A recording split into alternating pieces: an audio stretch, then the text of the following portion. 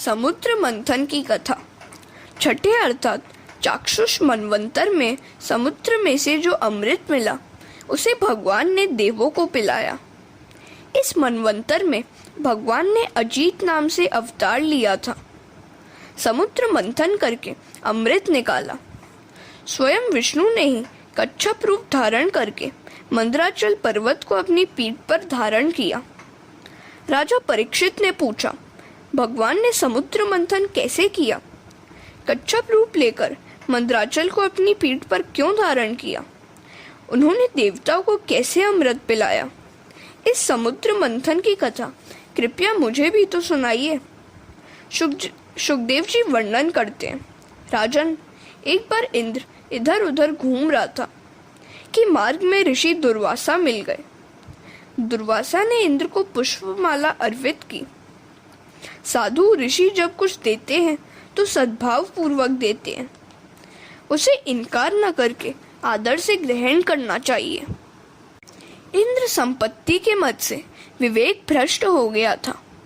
उसने माला हाथी की सूंड पर फेंक दी और हाथी उसे पांव से कुचलने लगा। दुर्वासा ने सोचा कि इंद्र मेरा और पुष्पवासी लक्ष्मी का अपमान कर रहा है। तब उन्होंने इंद्र को श्राप दिया, तू दरिद्र होगा। संपत्ति के मद से विवेक भ्रष्ट हुआ व्यक्ति दरिद्र हुए बिना फिर विवेकी नहीं बन पाता। इंद्र दरिद्र हो गया और स्वर्ग का राज्य दैत्यों को मिला। देवगण ने भगवान का आसरा लेकर उनसे प्रार्थना की कि कुछ ऐसा उपाय करें कि जिससे हमें स्वर्ग का राज्य वापस मिल जाए। भगवान ने समुद्र मंथन करने की आज्ञा दी और कहा कि इससे प्राप्त होने वाला अमृत तुम्हें पिलाकर तुम्हें अमर बनाऊंगा। यह काम कोई आसान काम नहीं है। इस काम में शत्रुओं को भी साथ लेना, अन्यथा वे बाधा उपस्थित करते रहेंगे। दैत्यों के साथ मैत्री करके उनकी प्रशंसा करना। वे अभिमानी हैं, अतः अपनी प्रशंसा सुनकर वे मित्र बन जाएंगे। जिसे ज्ञान रूपी भक्ति रूपी अमृत मिलता है वह अमर हो जाता है। देव और दैत्य अमृत प्राप्ति के लिए समुद्र मंथन करने लगे। मंदराचल पर्वत की मथानी और वासुकी नाग को रस्सी बनाया गया। संसार ही समुद्र है, अपने जीवन का मंथन करो। समुद्र मंथन जीवन का ही तो मंथन है। संसार समुद्र का मंथन करके ज्ञान और भक्ति रूपी अमृत का पान करने वाला अमर हो जाता है। मन को मंदराचल पर्वत की भांति स्थिर करो। मन ही मंदराचल पर्वत है और प्रेम डोर ही वासुकी नाग। 16वें वर्ष में मनोमंथन शुरू हो जाता है। शिव पुराण में एक प्रसंग है। शिवजी ने कामदेव को आज्ञा दी कि बाल्यावस्था और वृद्धावस्था को छोड़कर मनुष्य को तू सताते रहना। युवावस्था में पूर्व जन्म के संस्कार धीरे धीरे जागृत होते हैं। उस समय अपने मन को मंदराचल पर्वत की भांति स्थिर करना चाहिए। मन को चंचल न होने देना चाहिए। उसके लिए कम से कम 3 घंटे ठाकुर जी की प्रतिदिन सेवा करो। जब मंदराचल प्रभु में डूबने लगा तो भगवान ने कूर्मावतार लेकर अपनी पीठ पर उसे धारण किया। अपने मन को भी तुम ठाकुर जी के किसी भी स्वरूप में स्थिर करो। मन का स्वभाव होता है मात्र साकार वस्तु का ही दर्शन करने का। सगुण का साक्षात्कार जब तक भली भांति न हो पाए तब तक निर्गुण में दृष्टि स्थिर नहीं हो पाती। भगवान के सगुण स्वरूप में स्थिर हुआ मन उनके निर्गुण स्वरूप में स्थिर हो सकता है। निराधार मन संसार सागर में डूब जाता है। मन रूपी मंदराचल आधार के बिना स्थिर नहीं रह पाता। उसे भगवत स्वरूप भगवान नाम के आधार की आवश्यकता है। उसे वह आधार मिलेगा तो वह संसार समुद्र में कभी नहीं डूबेगा। हरे कृष्णा। अनेक औषधियों को समुद्र में विसर्जित करके समुद्र का मंथन किया गया है। औषधि का एक अर्थ है दवा तो दूसरा अर्थ है अन्न। जल और अन्न औषधि है। ये दोनों शरीर को आवश्यकता अनुसार देना चाहिए। भूख और प्यास को रोग मानो और उन्हें सहने की आदत डालो। जिस प्रकार रोग को मिटाने के लिए औषधि ली जाती है, उसी तरह अन्न जल का प्रमाणानुसार सेवन करो। शरीर हल्का होगा तो भजन ठीक से हो सकेगा।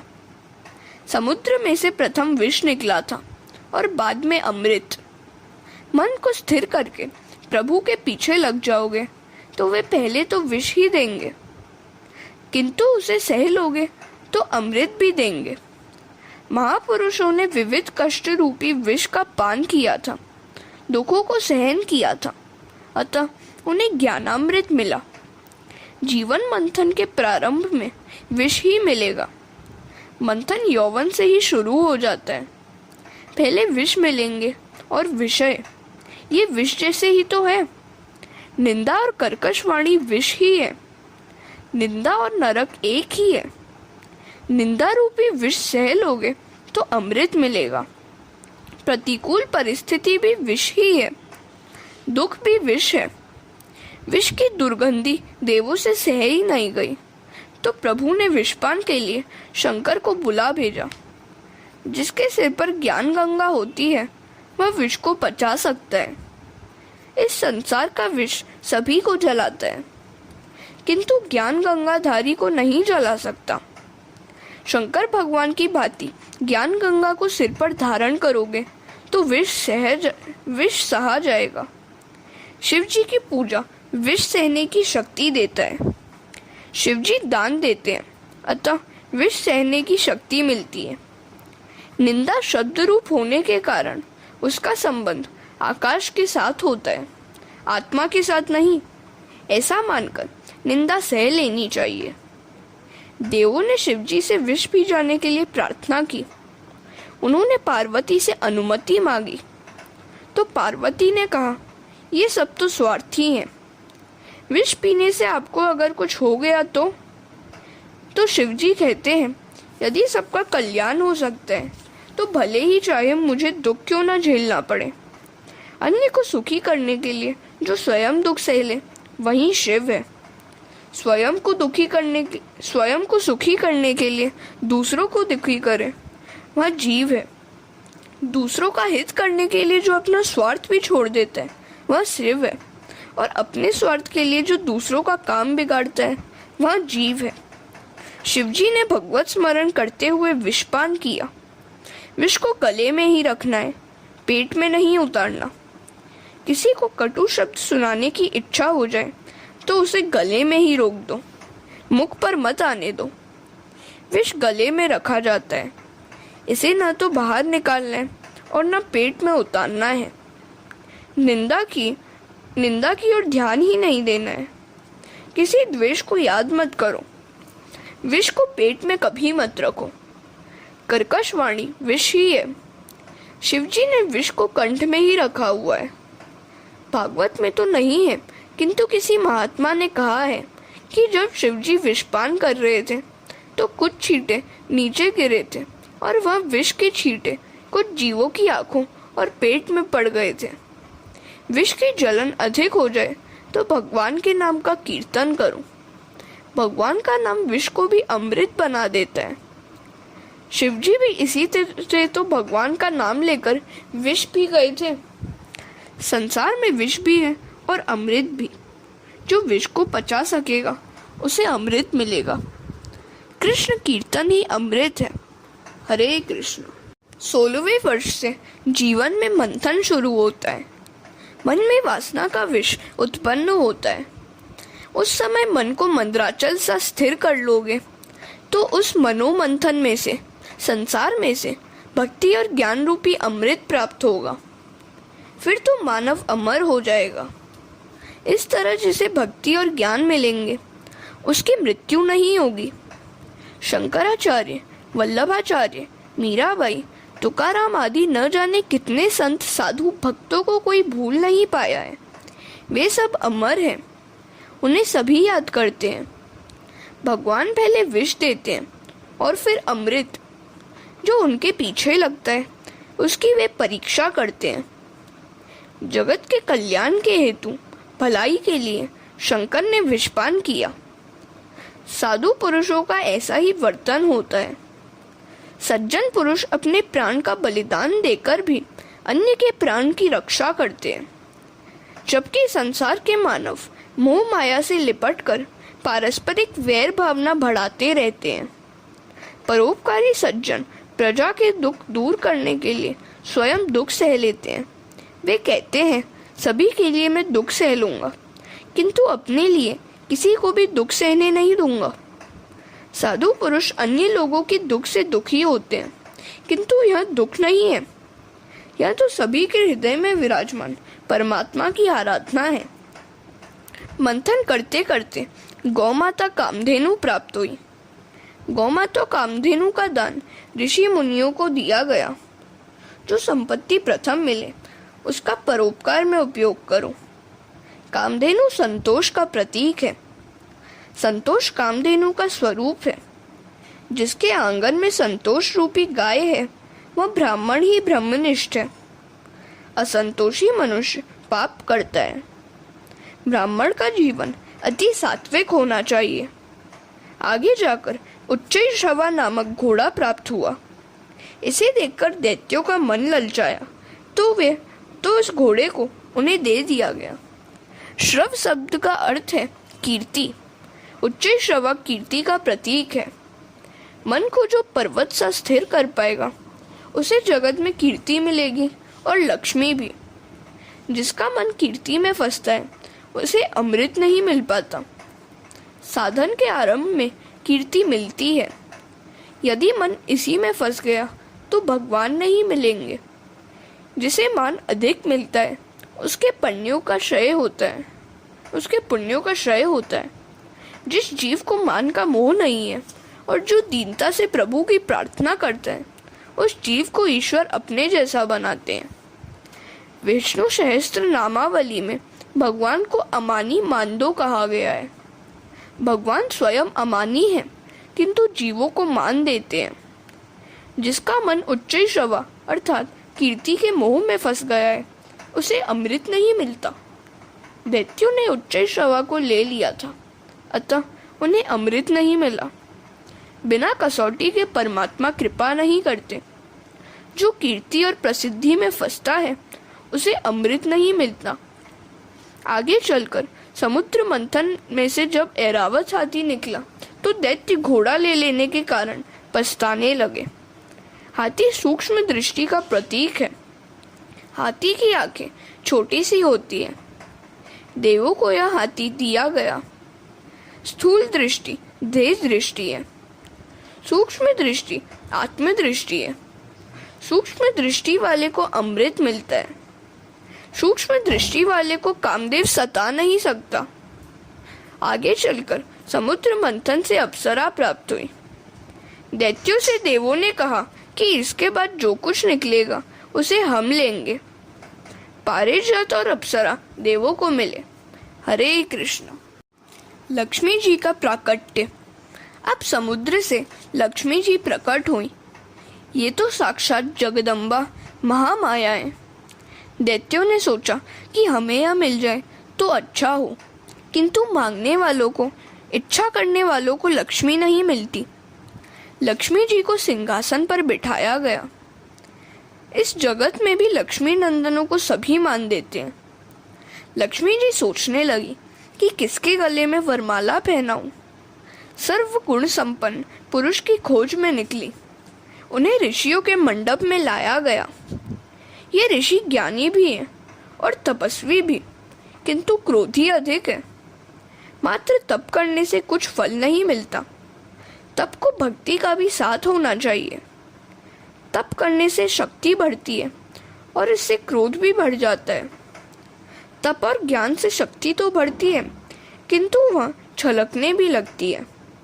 अतः ज्ञान के साथ भक्ति भी होनी चाहिए। भक्ति दीनता नम्रता के सिंहासन पर विराजती है। लक्ष्मी का मन न माना। आगे देवगण विराजमान थे। वे क्रोधी नहीं है किंतु अतिशय कामी है। शास्त्र ने क्रोध का लाल, लोभ का पीला और काम का रंग काला बताया है। देव महान होते हुए भी कामी है, अतः वे आगे चले। आगे बैठे थे परशुराम जी। वे जितेंद्रिय हैं कामी और क्रोधी नहीं है, किंतु निष्ठुर है। क्षत्रियों के छोटे बालकों को भी वे मारते हैं, अतः मुझे पसंद नहीं है। आगे मार्कंडेय मुनि बैठे थे। वे सुंदर भी हैं और दीर्घ आयुषी भी हैं, किंतु भरी सभा में आंखें मूंद कर बैठे हैं। लक्ष्मी जी की ओर भी उन्होंने नहीं देखा। लक्ष्मी जी ने सोचा कि ये महात्मा तो अनासक्त है, मेरी ओर देखते तक नहीं है। मैं यदि इन्हें वरूंगी तो भविष्य में भी शायद मेरी ओर ध्यान नहीं देंगे। मार्कंडेय ने कहा, तुझे कैसे सुंदर मानूं? तुझसे तो कन्हैया अधिक सुंदर है। जब तक वह तुझे नहीं अपनाएगा मैं तेरा दर्शन नहीं करूंगा। मुझे लक्ष्मी का मोह है ही नहीं। जब लक्ष्मी का मोह छूटता है तब प्रभु भक्ति का प्रारंभ होता है। तुकाराम के दारिद्र्य को देखकर शिवजी महाराज उनके लिए सुवर्ण से भरा थाल भेजा। तुकाराम ने कहा, जब मैं लक्ष्मी के पीछे भाग रहा था तब वह मुझे मिली ही नहीं। अब मेरा चित्त भगवान से जा लगा है तो वह बाधा डालने आ रही है। उन्होंने सुवर्ण भरा थाल लौटा दिया।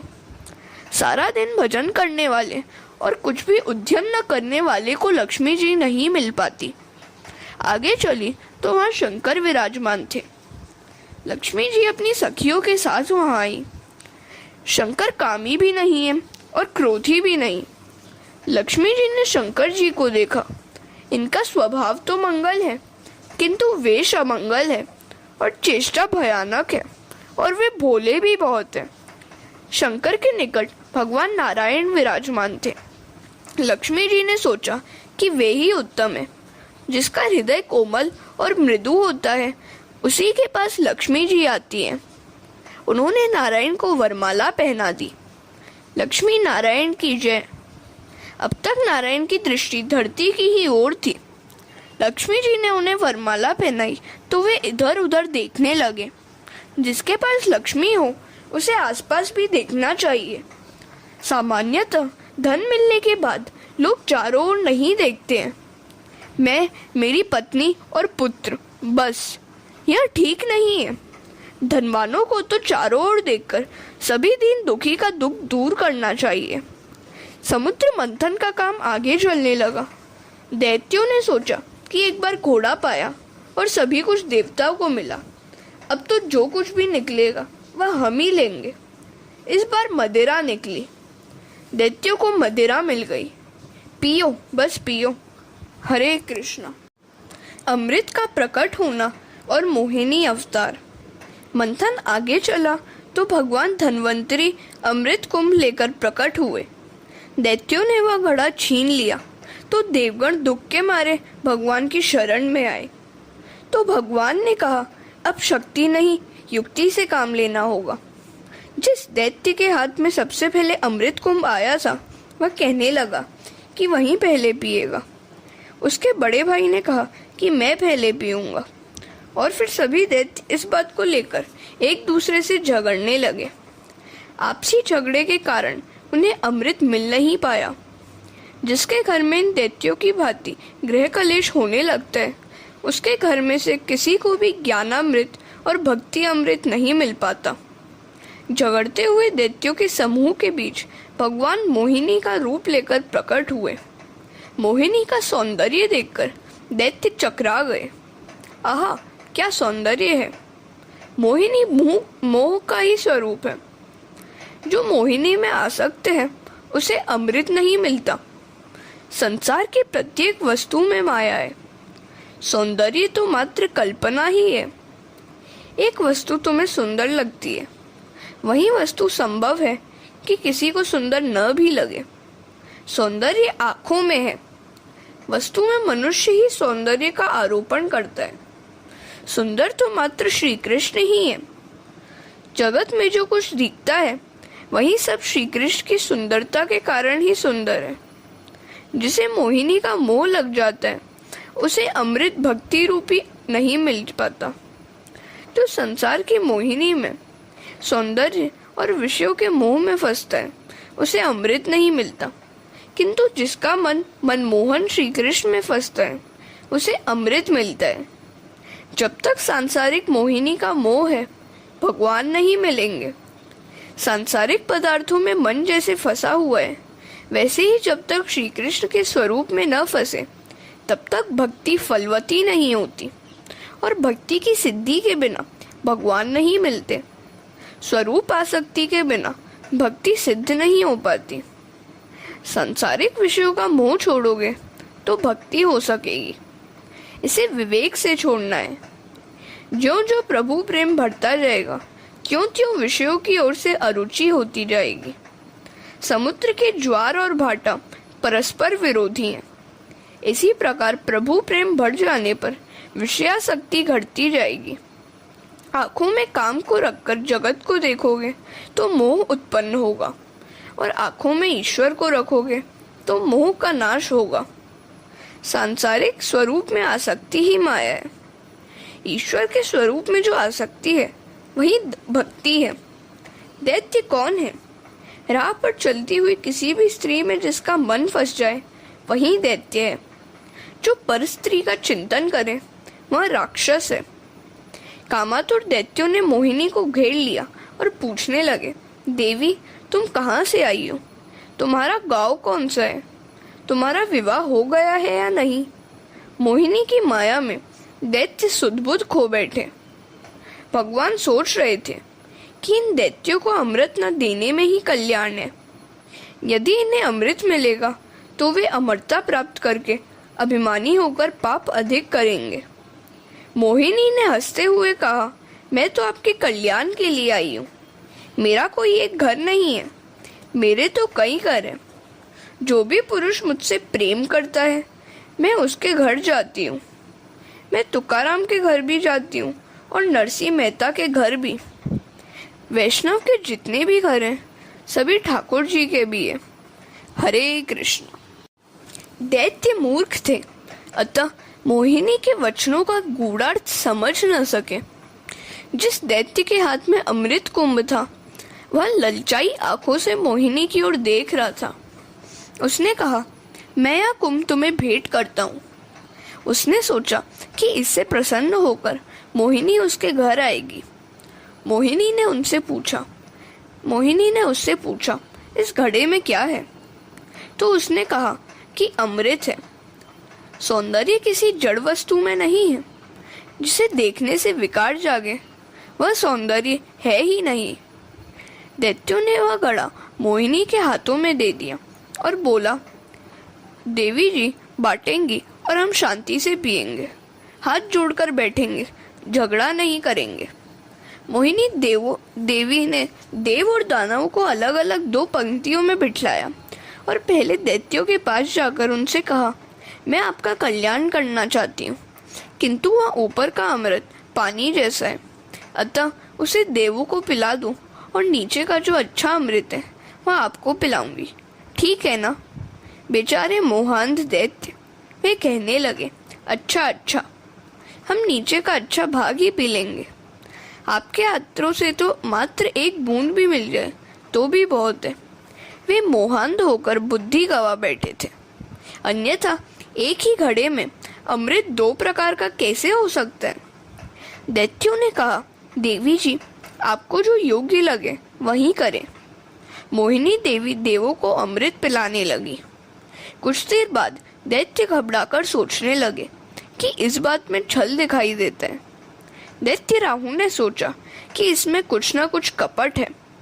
इस नारी का विश्वास करके हमने बहुत बड़ी भूल की है। ऐसा सोचता हुआ वह देव पक्ष में जा बैठा कि जिससे अपना भाग गंवाना न पड़े। राहु देवों की पंक्ति में सूर्य और चंद्र के बीच बैठ गया। मोहिनी देवी जान गई कि वह दैत्य है, किंतु पंक्ति भेद न करने के हेतु से राहु को भी अमृत दिया। भोजन में विषमता कभी मत करो। जो पंक्ति भेद करता है उसे संग्रहणी नामक रोग हो जाता है। जब तक पूर्व जन्म का पुण्य बलवान है पाप का फल नहीं मिलता। यह भी तो सोचो, जब इंद्रादि देवों को अमृत मिल रहा था तब राहु वहां नहीं आया, किंतु जब सूर्य चंद्र को अमृत मिल रहा था तो वह आ पहुंचा। मन का स्वामी चंद्र है, चंद्र मन का स्वरूप है। बुद्धि का स्वामी सूर्य है, सूर्य बुद्धि का स्वरूप है। हाथों से, जीभ से मनुष्य भक्ति करता है, तब विषय रूपी राहु बाधा डालने नहीं आता है। तब किंतु जब मनुष्य मन से, बुद्धि से ईश्वर का ध्यान करने में लगता है, तो विषय रूपी राहु बाधा डालने के लिए आ धमकता है। मन बुद्धि को ईश्वर के ध्यान में लगाया नहीं कि राहु को आया हुआ समझो। मन और बुद्धि को जो भक्ति रूपी अमृत मिलता है, वह विषय रूपी राहु से देखा नहीं जाता। अतः विषय रूपी राहु विघ्न डालने आ जाता है। इस विषय राहु को ज्ञान चक्र से नष्ट कर दो। राहु ने अमृत पीना शुरू कर ही दिया था कि भगवान ने सुदर्शन चक्र चलाकर उसका सिर उड़ा दिया। अर्थात सुदर्शन चक्र, ज्ञान रूपी सुदर्शन चक्र से विषय रूपी राहु का नाश किया जाए, किंतु मात्र ज्ञान और बुद्धि से विषय रूपी राहु मरता नहीं है। ज्ञान और बुद्धि का अधिक विश्वास मत करो। अकेले ज्ञान से कुछ भी नहीं हो सकता, क्योंकि राहु वैसे तो अमर है। जब तक कोई सच्चे संत की कृपा नहीं मिल पाती, विषय राहु नहीं मरता। मात्र ज्ञान से विषयों का नाश नहीं हो पाता। ईश्वर के अनुग्रह से ही मन निर्विषयी होता है। भगवान की कृपा के बिना मन निर्विषयी नहीं हो सकता। ज्ञान का आश्रय लेकर भी अति दीन बनोगे तो परमात्मा कृपा करके विषय राहु को मारेंगे। मात्र ज्ञान से ही निर्विषयता नहीं हो पाती। ईश्वर की कृपा से निर्विषयता आती है। परमात्मा की कृपा और साक्षात्कार से ही विषयासक्ति और विषयानुरागिता में से मन निवृत्त हो पाता है। दैत्य भगवान से विमुख थे, अतः उन्हें अमृत नहीं मिला। संसार की मोहिनी में फंस जाओगे तो भक्ति रूपी अमृत कभी नहीं मिलेगा। हरे कृष्णा।